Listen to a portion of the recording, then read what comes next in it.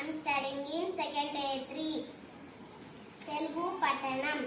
తాతయ్య వచ్చేసరికి టీవీ చూస్తున్నాడు. చిన్న ఎరా నీకు రేపు పరీక్ష ఉంది కదా అని అడిగా. రైనా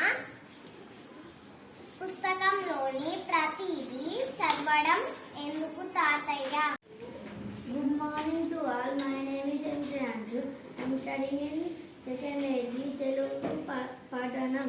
అనగనగా ఒక అడవిలో చౌరి అనే నక్క ఉండేది. అది రాత్రి పూట ఊల వేషం వేసుకుంటూ తిరిగేది. ఇతర జంతువులకు రాత్రి నిద్ర పట్టేది కాదు. నక్క ఊల శబ్దానికి అవి నిద్ర మేలుకునేవి. ధన్యవాదములు. Morning to all. My name is Srihan. I am studying in second A3 Telugu కథ.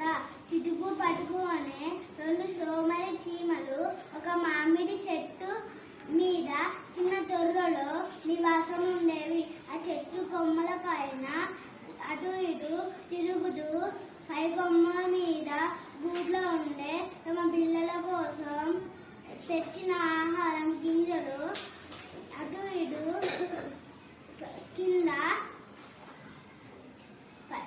కొమ్మల మీద రాలి పడినప్పుడు ఏరుకొని తింటుండేవి. అందరికీ నమస్కారం. నా పేరు సిహెచ్ రాజేశ్వరి. తెలుగు పఠనం. ఎప్పుడు కుతంత్రాలు పన్నే నక్క ఆ రోజు అలాంటి అవకాశం దొరక్క విచారంగా ఓ చెట్టు నీడన కూర్చొని ఉంది. పైగా ఉదయం నుండి ఏమీ తినకపోవడం వల్ల ఆకలిగా కూడా ఉంది. దాన్నలా చూసిన కుందేలు, ఏమిటి నక్క మామ, చాలా విచారంగా కనిపిస్తున్నావు, ఏమిటి విషయం అని పలకరించింది. కుందేలును చూడగానే నక్కకు ప్రాణం లేచొచ్చినట్టు అయింది. Good morning to all. My name is Shashivardhan. I am studying in second A3. ఈరోజు తెలుగు పఠనం. కౌరుల వేటగాడినాడు. అతనితో తెలివి తక్కువ అక్షరం ఎక్కువ. ఒకరోజు ఏదిన జంతువును వేటాడి ఉరికి తీసుకున్నాడండి. అందరికీ నమస్కారం. నా పేరు Jiggiyala. I am studying in second A3 Telugu పఠనం.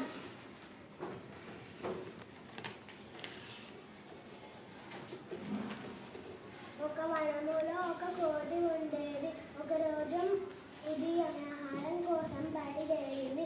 దారిలో నల్లమచ్చల కుందేలు ఎదురుగా అయింది. దాన్ని చూసి కోతి కిచకిచ నవ్వింది. తన మచ్చలను చూసి చీచి అంటూ వెళ్ళిపోయింది కుందేలు. నవ్వింది కుందేలు. కొంత దూరం వెళ్ళాక ఒక గున్న ఏనుగు ఎదురుగా అయింది.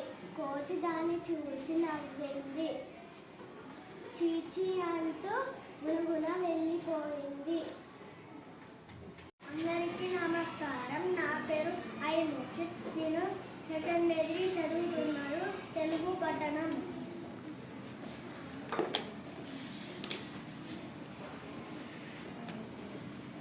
రాత్రంతా అడవి నిర్మానుష్యంగా ఉంది. దట్టంగా మంచు కురిసింది. అడవంతా చల్లదనం వ్యాపించి ఉంది.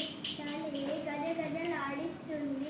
ఏ జంతువు బయట తిరగడం లేదు. నిద్ర పట్టని తిండిపోతూ నక్కకు ఆకలి గుర్తుకు వచ్చింది. ఎప్పటికీ తెల్లారకపోవడంతో సింహం గుహ ముందు ఏమైనా భూమికలు